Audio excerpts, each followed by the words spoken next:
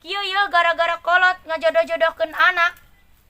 Tungtung nama jadi sengsara aing kawin jeung si Akang. Lamun aya awewe nu daekeun ka si Akang mah sok wae ku aing dek dibikeun. Aya eueuh nya si Ono. Lah tangkeun bala ka mana kajeun aya pamajikanna los.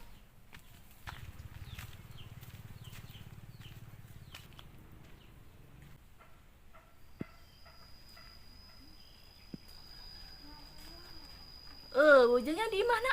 Apa di pipir kitunya? Sa si eta awewe nu tumpat tempo ka imah aing. Sa si eta dituturkeun ku aing.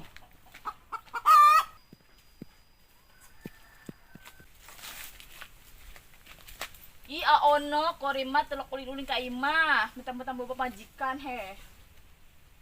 Ulah aneh. Mesti kenyawan ku pamajian aing. Emang aya gitu pemajikan Ono. Aya. Aya tuh di tukang. Mana Ono? Aya eueuh pemajikan maneh? Akang ari eta saha? Ih, urang mah kabogona Ono. Siapa kalah ngomong? Kurang ajar si Akang bobogohan deui.